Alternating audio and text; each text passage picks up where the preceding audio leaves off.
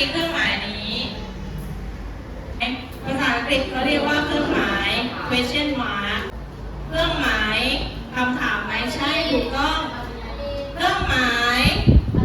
อะไรเอ่ยก็คือคำถามนี่แหละว่าคำถามนี้วันนี้ทานข้าวกับอะไรต่อด้วยเครื่องหมายอะไรเอ่ยแต่ว่ามันมีชื่อของมันอยู่นะคะวันนี้จะเรียนว่ามันชื่อว่าอะไรมีประโยคนึงไหมอีกประโยคนึงอย่างเช่นประโยคนี้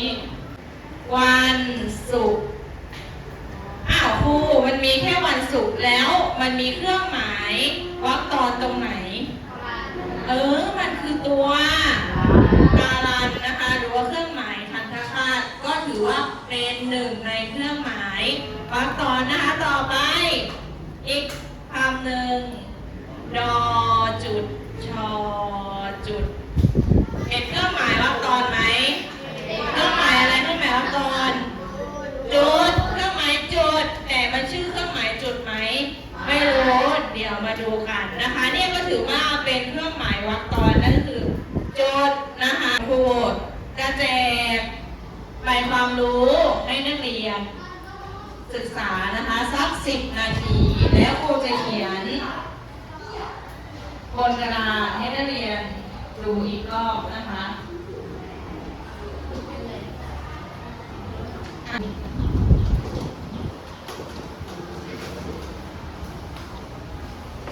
นักเรียนให้เวลาไปความรู้มีนิดเดียว10 นาทีอ่านรอคุณครู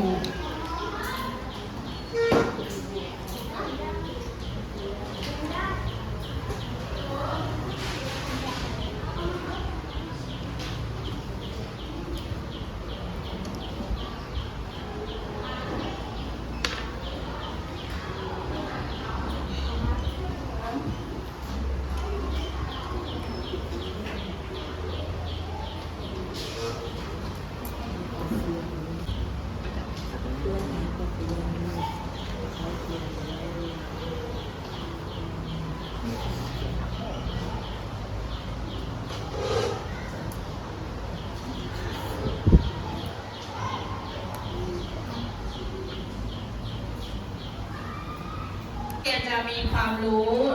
เรื่องเครื่องหมายวรรคตอนแล้วทีนี้มองบนกระดานครูไม่ได้เรียงตามใบความรู้นะเครื่องหมายที่1คือเครื่องหมายอะไรเขียนชื่อให้แล้วอัญญประกาศแล้วนักเรียนช่วยคุณครูยกตัวอย่างได้ไหมเดี๋ยวครูบอกก่อนว่าอัญญประกาศจะใช้เมื่อใช้แทนบทสนทนาเวลามีคนคุยกันนะคะจะใช้ข้อบทสนทนานะคะสมมติว่านักเรียนอ่าน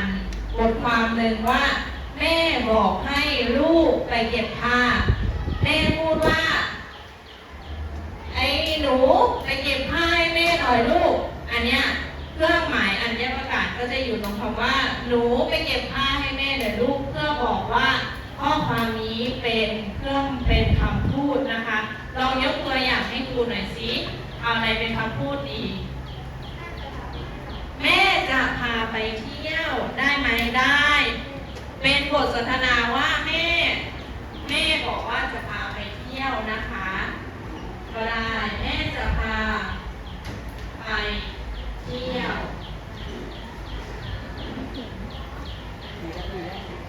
เครื่องหมายที่2คือเครื่องหมายอะไรปรัชนีคือเครื่องหมายอะไรเอ่ยนะคะปรัชนีนะเขาเรียกว่าเครื่องหมายปรัชนีใช้แทนคำถามเรายกตัวอย่างมาหน่อยสิกินข้าวหรือยังกินข้าวหรือยังกินข้าวหรือยังใช่ไหมเวลาที่ลมถามแฟนจะถามว่ากินข้าวยังใช่ไหมลูกกินข้าวหรือยังทำอะไรอยู่ใช่ไหมให้เปล่ารู้แสดงว่าใช้บ่อยนะเนี่ยถามว่ากินข้าวหรือยังต่อไปทำอะไรอยู่ใช่ไหมบุ๊กต่อไปอะไรไม่รู้ต่อไปเครื่องหมายต่อไปคือเครื่องหมาย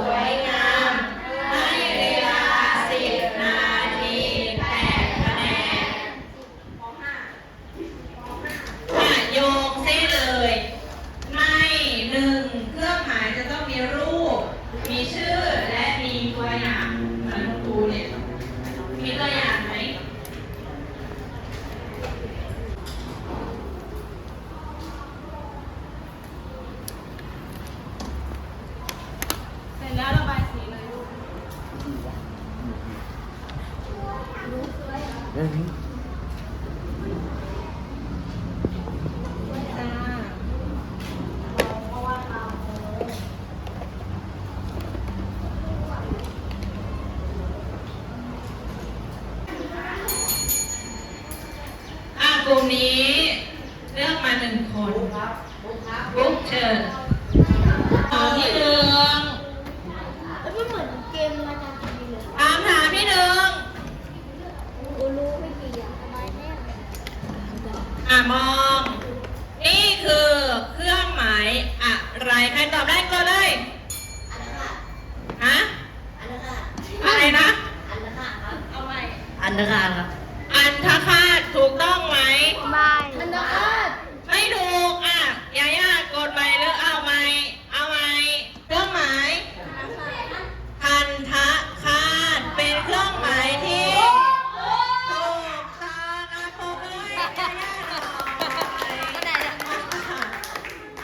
กลุ่มที่หนึ่งสองสามวันนี้นะ1 2 3กลุ่มที่1ได้1คะแนนเขียนไว้ อะไรวะปุ๊บเกือบถูกแล้วเองเป็นกลุ่มไหนนะคะที่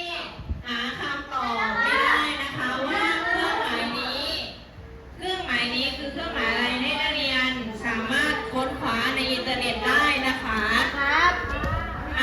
มีกลุ่มที่1นะคะทำเสร็จแล้ว เดี๋ยวรอดูคำตอบว่าจะถูกหรือเปล่า แน่นอน มึง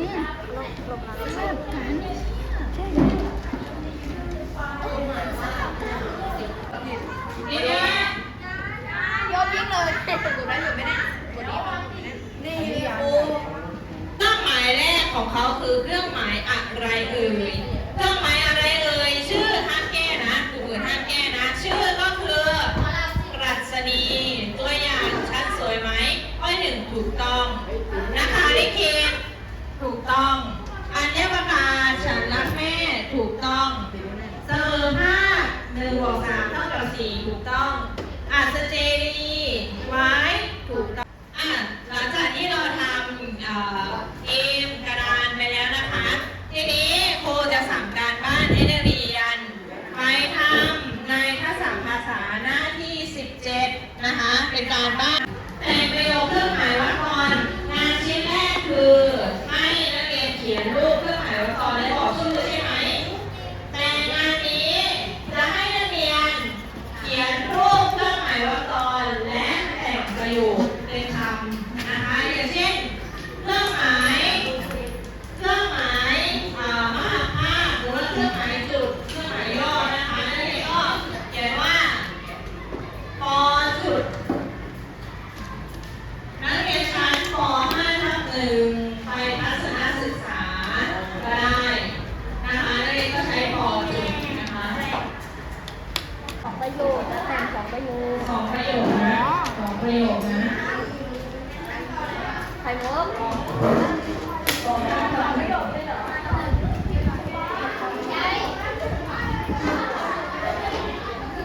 เร็วกิจกรรมสุดท้ายแล้วเดี๋ยวเราจะได้กลับบ้านแล้ว กลับบ้าน หลังจากที่นักเรียนทำใบงานไปแล้วนะคะ คนไหนทำไม่เสร็จก็ให้กลับไปทำเป็นการบ้าน ส่วนคนไหนเสร็จแล้วก็ให้มาส่งที่คุณครูและทีนี้เราจะมาสรุปร่วมกันว่าเครื่องหมายวรรคตอนนะคะ เราสามารถเอาไปทำอะไรได้บ้าง เอาไปใช้ได้หลายประโยชน์ ใช้ได้หลายประโยชน์เลยอย่างเช่น เอาไปเขียนเรียงความได้ไหม ได้เวลาไปอ่านตามป้ายประกาศต่างๆ ที่อยู่ตามข้างทางนักเรียนจะอ่านแล้วเขาอีกอย่างหนึ่งคือเครื่องหมายวรรคตอนนักเรียนจะพบเห็นในวิชาภาษาไทยและอีกวิชาหนึ่งนักเรียนจะเห็นนะวิชาอะไรนะคณิตศาสตร์นะคะคณิตอังกฤษก็มีนะคะแสดงว่าเครื่องหมายวรรคตอนเนี่ยไปได้หลายวิชาเลยนะคะ คณิตศาสตร์ก็เครื่องหมายเท่ากับเครื่องหมายครับอย่างเงี้ยคณิตอังกฤษก็เครื่องหมาย question mark question mark ใช่ไหมคะมีใครมีข้อสงสัยอะไรไหมคะวันนี้ ไม่มีใช่ไหมงั้นคุณครูก็ขอจบการเรียนการสอนเพียงเท่านี้นะคะหัวหน้าบอกขอบคุณคุณครู